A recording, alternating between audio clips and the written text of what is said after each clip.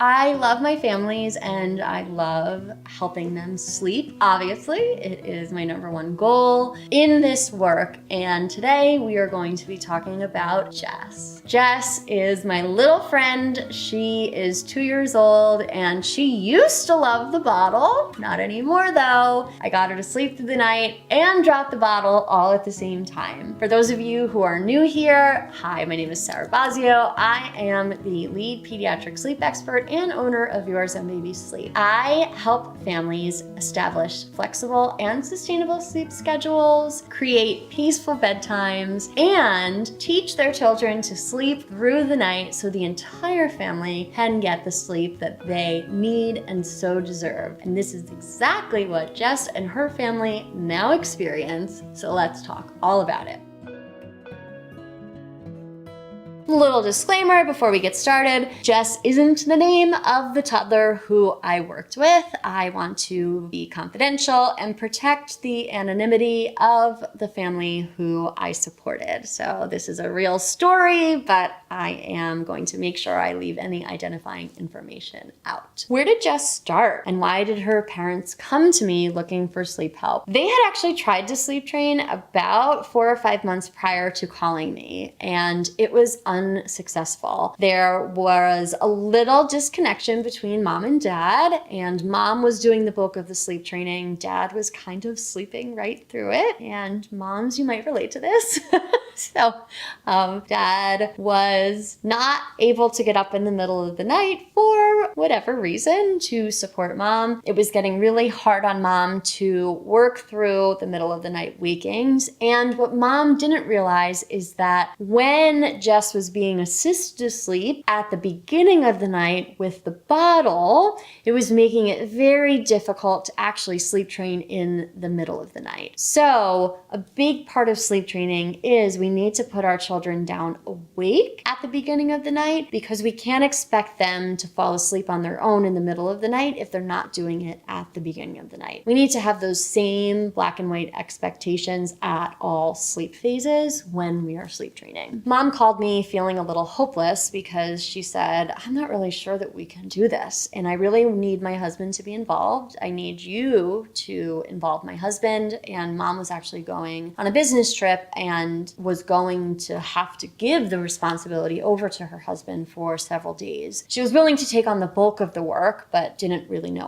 where to start. So she said her goals were to have Jess fall asleep alone, on her own at bedtime, independently, and to be able to sleep through the night without any night wakings and wake up at a reasonable hour. Jess was in daycare, so daycare was taking care of the nap schedule 5 days a week, and they weren't as concerned about weekend naps because they had a pretty busy and active life with 2 older siblings. So most of their naps were probably going to be on the go, and I'm okay with that when we need to incorporate flexibility during the daytime. The other piece of this puzzle was that Jess needed to complete the sleep training while they were room sharing with mom and dad because the other rooms were being occupied by the older siblings, which is totally possible to sleep train in the room with mom and dad. We just needed to get creative in the first couple nights with creating a visual divider between the crib and mom, or having mom and dad kind of camp out in another space in their house so that Jess wouldn't be confused about who was going to assist when they woke up in the middle of the night. The toughest part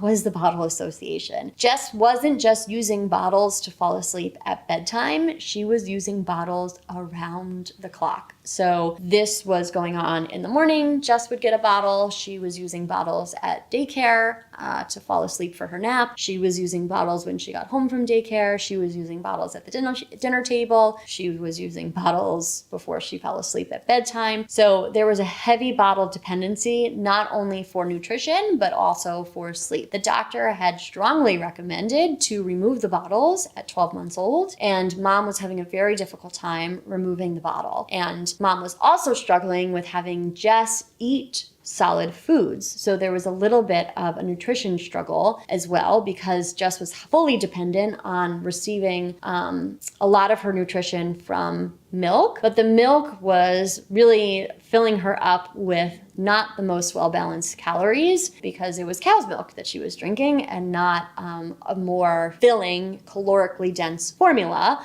like she used to get when she was a baby. As a side note, this is something that I see very often, that oftentimes when kids aren't sleeping well, they're not eating well. Or oftentimes when we have the bottle incorporated for too long, like well beyond the time that our pediatricians recommend, or when we have already transitioned outside of formula and we're still offering the bottle, what we see is that it really can affect our children's ability to eat a well-balanced, solid meal. So once our children are above the age of 12 months, there really is no need to have any type of milk anymore. It is not a requirement. We can keep it if we would like to, as a complement to the meal, right? As part of hydration, just like you would have water as part of a meal. It doesn't really need to exceed anywhere from 8 to 12 ounces a day though. Jess was exceeding like 32 to 40 ounces a day, which is way beyond what she needs for cow's milk intake, and was really taking away from her ability to sustain herself with actual food, which was affecting the sleep, which was requiring her to use the bottle to sleep at bedtime, get fed in the middle of the night several times, and so the cycle repeated. My best suggestion when we have a 2-year-old who has a heavy bottle dependency, and pediatrician has been recommending for a very long time to get rid of the bottle, is to be very black and white with the 2-year-old. This is the most fair and kind and compassionate way to get rid of the bottle, is to remove it cold turkey, to remove it completely from the house, and to not make it available anymore. Weaning a bottle by putting water in it is only going to cause frustration, because they don't associate water with a bottle. They're going to be very, very upset, and they're going to demand that milk goes in the bottle. If we don't make it available at all, it'll very quickly become out of sight, out of mind, which is how toddlers' brains work, and it will be much easier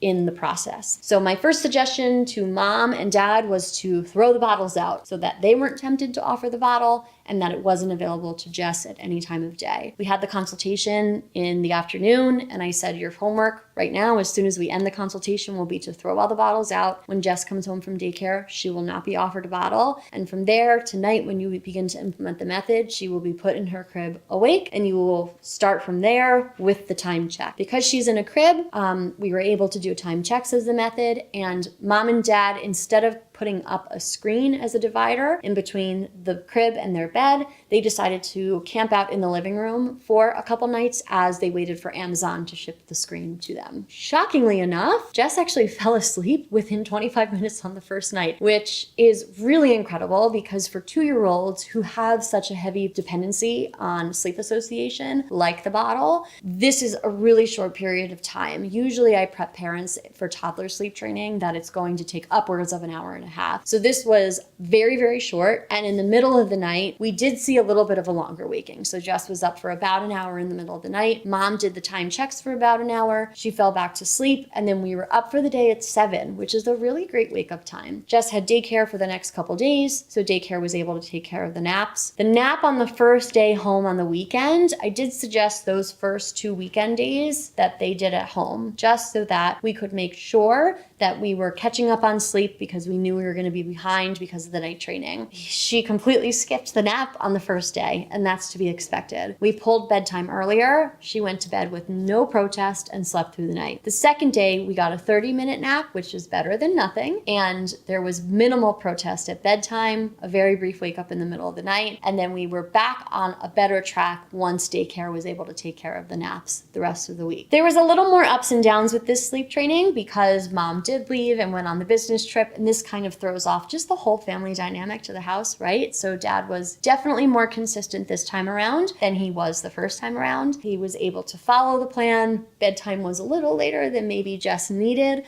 So this caused maybe a little more of a waking, or a little bit more of difficulty falling asleep at bedtime. But ultimately, by the end of the 3 weeks, what we had was a really established onset of sleep of about 10 to 15 minutes in the beginning of the night. She was asleep by 8 o'clock and she was consistently sleeping through until 7 a.m. And she was taking that 2-hour nap at daycare or that nap on the go when she was going everywhere for her siblings' activities on the weekend. The biggest success of this, aside of course from the fact that everybody was able to get more sleep, was that mom reported that Jess's eating had significantly improved. She started to eat meals, actually sit down and eat food on her plate. And this was something they saw within the first week of sleep training because she wasn't having 40 ounces of milk in her belly, right? And the bottle transition wasn't as challenging as mom had expected because within a few days, Jess didn't even remember the bottle anymore. We have to remember that our little ones' brains don't have the memory that we have, right? They don't have the associations that we have as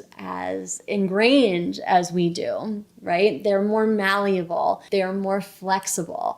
They're more resilient when they are kids. So the really cool thing is that she was able to get rid of the bottles successfully and increase her intake in solid food and make mealtime so much easier. And I love that for Jess and her entire family. If you are interested in learning more about working with me one-on-one and having the same experience that Jess and her family had, please scroll down to learn more in the show notes. You can find the link to my website and information on how to book a call. On your way down there, give the video a like so I know that this is helpful for you, and leave a comment because I would love to answer any sleep questions that you have about the process of sleep training. As always, be sure to subscribe to my channel so that you are the first to know when my sleep content is posted. And thank you so much for being here today. From my living room to yours, I cannot wait to see you next time.